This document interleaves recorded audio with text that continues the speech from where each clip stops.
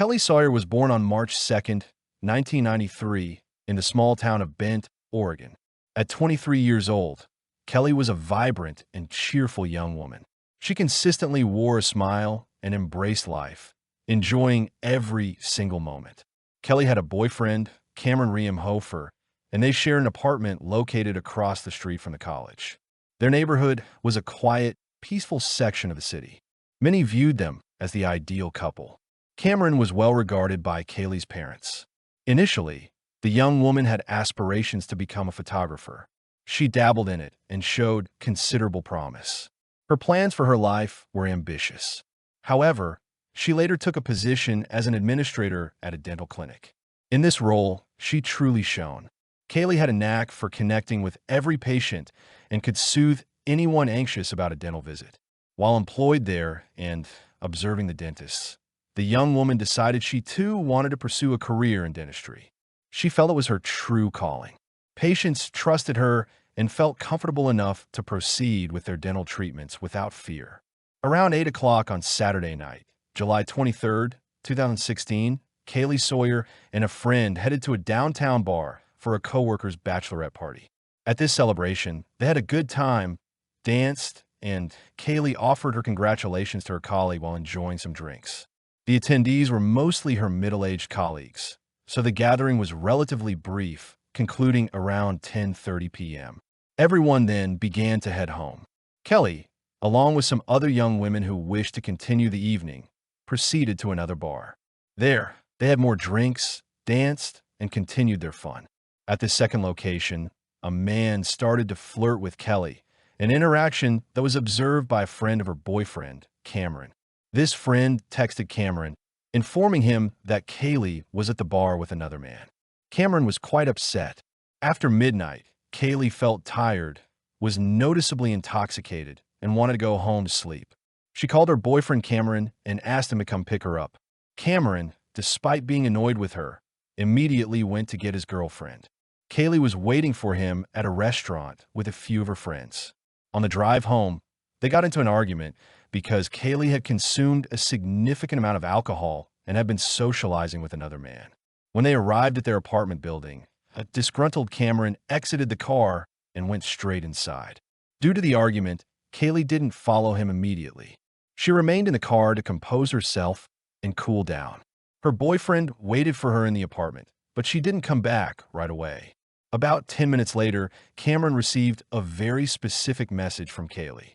In it, she apologized for her behavior and said goodbye. Cameron was unsure what this meant and rushed out to the car to check on his girlfriend. The front passenger door of their car was ajar, but the vehicle was empty. He then called her, and she answered, stating she had gone for a walk and needed to clear her head. She warned him that her phone battery was about to die, and then the connection was lost. Cameron assumed that Kelly might have gone to a friend's house, which was located about 6 kilometers from the campus. He got behind the wheel and drove to this friend's residence. He drove slowly, scanning the area for the young woman, but there was no sign of her. He was unable to find her anywhere that night. Her phone no longer accepted calls. The friend confirmed she hadn't seen Kaylee. Cameron concluded that his girlfriend had probably gone off with her friends and would return in the morning after she had sobered up. He returned to the apartment and went to bed. However, the next morning, she was still not there. Her phone also went straight to voicemail. Cameron then realized something was seriously wrong. This was not in line with her usual behavior. He called her family and inquired if they knew Kaylee's whereabouts. Her parents replied that she hadn't contacted them, but also suggested that Kaylee might have stayed over at a friend's place and would likely be back soon. Cameron then began calling all her friends and coworkers, but no one knew where the young woman was. Growing increasingly worried, he contacted the police and reported Kaylee's disappearance. Police officers came to Cameron's home, listened to his account, and initially assumed she would return shortly. As she was 23 years old, they considered it possible she could disappear without notice. Therefore, the police officers didn't immediately launch an intensive search for her. The young woman did not return home the following day, nor did she report for work. She was known as a very responsible employee and would not miss a workday without a valid reason. It became clear that something unfortunate had happened to her. At that point, the police commenced a search for Kaylee. Cameron's story struck many as odd and suspicious. His jealousy towards another man, leaving her alone in the car, then going to look for her, and the sudden loss of contact with Kaylee's phone all raised questions. Cameron became the primary person of interest. He was the last known person to have seen the young woman, and his account left many questions unanswered. He was brought in for questioning. During the interview, he recounted the same story. He actively cooperated with the investigation, permitted a search of their apartment and car without a warrant, and participated in the search efforts for the young woman. Cameron successfully passed a polygraph test and was consequently cleared of any suspicion. The police then explored the possibility that the man who had flirted with her in the bar might have been involved in her disappearance. They began working to identify him and to find any witnesses to their interaction. Investigators considered whether they might have exchanged phone numbers or arranged to meet later that night. The investigators did manage to locate the man, but he had been intoxicated that night and couldn't recall all the details of what had transpired. The man stated he didn't know the young woman's name or phone number and insisted he had not seen her again after that night. The police visited the homes of all her friends and relatives, places where she might have been during this time. The only notable discovery was Kaylee's car, which she had left at a friend's house before the bachelorette party. Clearly, Kaylee had not returned to her friend's place to get her car, which suggested she was unlikely to have traveled far on her own. Her cell phone could not be traced. The police then retraced her supposed route that night, searching for any clues, signs of struggle, blood, or CCTV cameras, but they found nothing. Cameron, along with her parents and friends, distributed flyers with her photo throughout the city and shared information about the young woman's disappearance on social media. And then, a breakthrough occurred in the case of a young woman's disappearance. A novice police officer named Isabel Lara came to the police station and shared a compelling story. Her husband, Edwin Lara, a college security guard, had been behaving very strangely since Sunday. He had arrived home late after his night shift and was clearly not himself. Something was evidently troubling him deeply. Edwin eventually confessed to his wife that on the night of Sunday, July 24th, he had been driving his work car when he accidentally struck a young girl who was walking on the side of the road. According to his account, she was intoxicated and stumbled directly under the wheels of his vehicle. He claimed he didn't have time to react and stop. He also told his wife that he had hidden her body and her belongings in the shed at their house. The police immediately proceeded to Edwin Lara's house, but he had already left. The authorities went to the shed to search the premises and discovered several significant items. They found a woman's purse containing small change and cosmetics. They also located shoes, strands of blonde hair, and, most disturbingly, a large, bloody rock. These items were also stained with blood. It was later confirmed that the belongings and hair belonged to Kaylee. None of this was consistent with a random traffic accident, as Edwin had described to his wife. He had evidently used the rock to injure the young woman and had probably killed her with it, yet her body was nowhere to be found. Police officers conducted a thorough search of the entire house and property, but found nothing else related to her. It was highly probable that the man had not just fled. He had taken the body away in his car. Edwin and his car were reported missing. It transpired that Isabel had not immediately reported her husband to the police. She was afraid he might harm her, so she pretended to support him. He went somewhere, and she waited for a while before contacting the authorities. As it turned out, this delay gave him plenty of time to leave town and go anywhere, making it significantly harder to find him. The police asked Isabel where he might have gone. The woman informed investigators that his parents lived in Los Angeles, and he had likely traveled there to seek refuge with them. Police units then headed towards Los Angeles, California, which was in a neighboring state. On the way, they found his abandoned car. The vehicle was full of strange notes containing various numbers and apologies for what he had done. The investigators began to examine all of this, but it didn't immediately lead to anything conclusive. There were no signs of an accident on the car, which led the police to believe they were on the right track. Edwin was likely en route to his parents' house. Edwin's cell phone was untraceable. In the meantime, Edwin continued his horrific actions.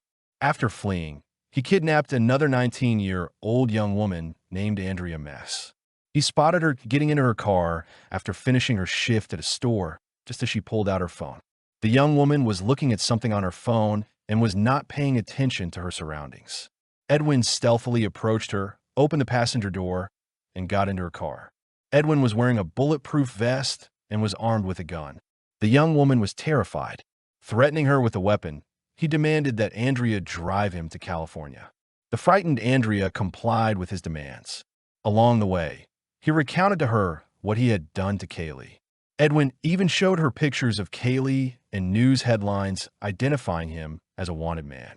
The kidnapper explained that his own car had broken down while he was trying to leave town, and he had been looking for a suitable next victim to drive him to Los Angeles. According to him, he had even contemplated kidnapping a pregnant woman and had planned to do something terrible to her. However, he hadn't found any pregnant women. Then he noticed Andrea alone in the parking lot and decided she was perfect for his purpose. The young woman was extremely scared and deeply uncomfortable hearing this, but she tried to maintain her composure and not panic, focusing on staying alive. A few hours later, Edwin decided that Andrea was driving too fast and that it might attract police attention. He then ordered her to stop and move into the passenger seat. The kidnapper handcuffed her to the car and took the wheel himself. She realized that her only chance of survival was to gain her captor's trust. She told him she understood his situation, but also pointed out, truthfully, that her car was leaking oil. She warned that they wouldn't make it to Los Angeles in a car in that state. The young woman hoped he would take another car and leave her alone, but this did not happen. They stopped at a gas station and a diner along the way, where Edwin ordered her to be quiet and not talk to anyone, threatening to kill her and anyone she spoke to. Andrea obeyed. She did not engage in conversation with anyone, but tried to show through her demeanor that something was wrong. However, no one paid any attention to them. Finally, they stopped for the night at a motel. Edwin was planning to sexually assault her there, and the young woman was well aware of this. Then, Andrea devised a plan. She discreetly turned on the alarm clock function on her phone. When they entered the room and he began to assault the young woman, the alarm went off. Edwin, being paranoid, thought it was some kind of police signal. He was afraid he was being followed.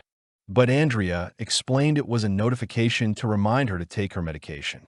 Edwin then asked what she was sick with, and she replied that she had a sexually transmitted disease. Edwin immediately backed off and didn't bother her again. They lay on opposite sides of the bed, with her abductor having handcuffed her. Edwin tried to sleep, but couldn't. He was in a state of panic, and it seemed to him that the police were about to close in on him. Andrea lay there, hoping that he would fall sound asleep, which might give her a chance to somehow get out and escape. Eventually, Edwin got out of bed, started to make a call from a disposable phone, and spoke in Spanish. The young woman couldn't understand any of it. Then, he told Andrea that they had to leave immediately, and they departed. As they drove down the road, the oil in the car began to overheat significantly. Edwin became enraged by this and told his hostage that they had to find another car. At that moment, all of Andrea's hopes for release just crumbled. She had hoped he would abandon her and drive on alone. But Edwin decided otherwise. On the way, they saw a motel with several cars parked near it and pulled up to it. The door of one of the rooms was open. An elderly man was in the process of loading some items from the room into his car, which was also open. Edwin decided that this was the opportunity he needed. He took the young woman and approached that car. The kidnapper, threatening with his gun, told the elderly man to give up his car keys. However, the man started calling for help, and Edwin shot him. He then grabbed his hostage and fled toward a nearby gas station as police were being dispatched to the motel. That man survived the shooting. At the gas station, circumstances favored Edwin's desperate escape. He found a car with its doors open. They got into that car and drove away. There were 3 children inside the vehicle. The driver was a 17-year-old who had only recently gotten his license. Edwin, threatening him with a gun, forced him to drive away from the gas station. It turned out that this car was being used by a family visiting from Canada, traveling in the USA. The parents, emerging from the gas station convenience store, were horrified to find that their car, with their children inside, was gone. It had been stolen. They immediately called the police. Edwin ordered all the children to throw their phones out the window so they couldn't be traced, and told them that he was a dangerous criminal who could kill them all. The kids, including their older brother who was driving, were terrified, but the teenager managed to convince Edwin to let them go.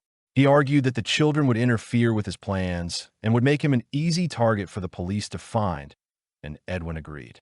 He dropped the children out of the car on the side of the road and drove off with Andrea. Edwin was in a state of severe panic. It turned out that one child had not thrown their cell phone away, and the children called their parents, who, along with the police, soon picked them up. The children were very scared and reported that they had been kidnapped by a dangerous criminal who was with a girl. They did not know at the time that the girl was his hostage. The children also said that he had confessed to them about committing murders. The police chased after the kidnapper's car, though they didn't initially realize who they were pursuing. Edwin understood that he had made a mistake by stealing the car with the children in it. He knew the police were coming for them and decided to record a video while on his way to California. In the video, he apologized for the crimes he had committed. He then had the young woman post it on her Facebook page with the caption, "Killer on the loose." Edwin became increasingly paranoid. He told Andrea that he could hear helicopters approaching, but she saw and heard nothing of the sort. She just prayed to herself that he would let her go. Edwin began to drive faster and faster, afraid that a police car would soon catch up with them. They sped past a patrol car, which immediately gave chase. Soon, Edwin was arrested. Andrea couldn't believe she was finally free. But this nightmare was not over for her. She got out of the car and was arrested as well. They were both taken to the station. At first, the police thought she was his accomplice. She was searched at the station and questioned.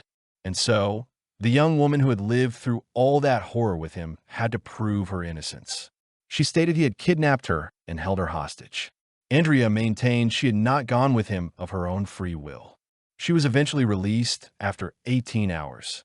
The Bent Township police officers, who had been looking for him in connection with Kaylee's disappearance, finally learned that he had been arrested and made their way to the police station in California to question him.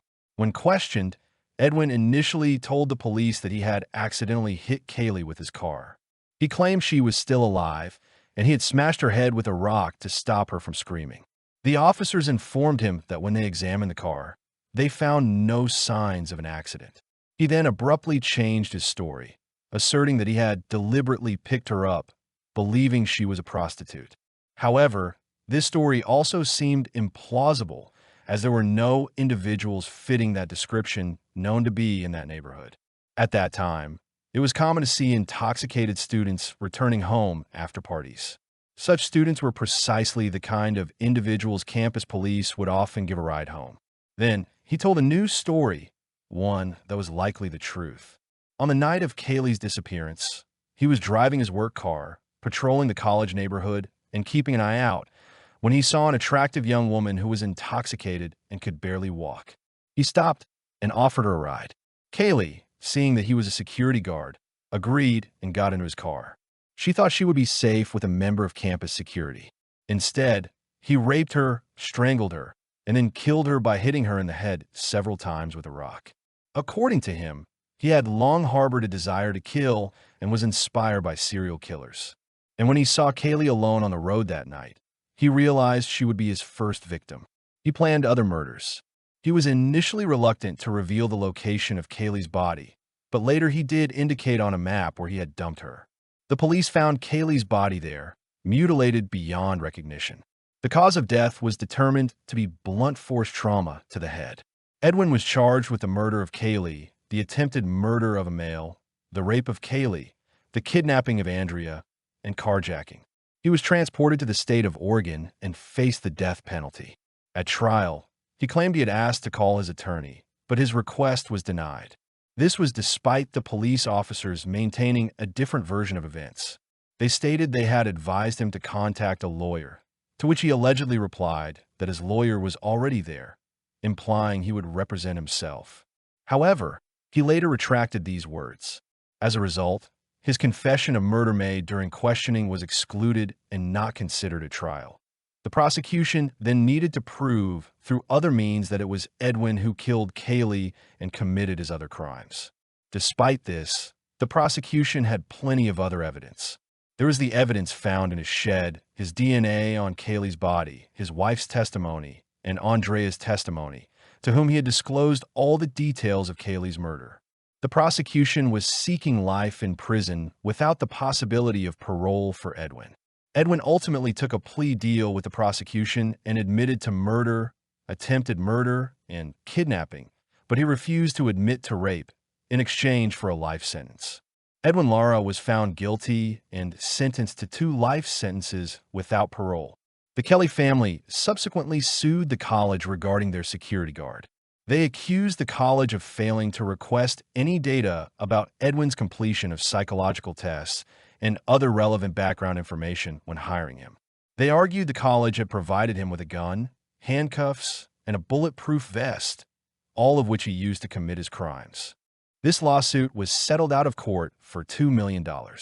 After this case, the college implemented more thorough background checks on all security guards, conducted psychological tests, and tightened its security policies. If you found this video compelling, I'd appreciate it if you'd give it a like and subscribe to the channel. I look forward to meeting you in the comments to discuss this story. Thank you all, and take care.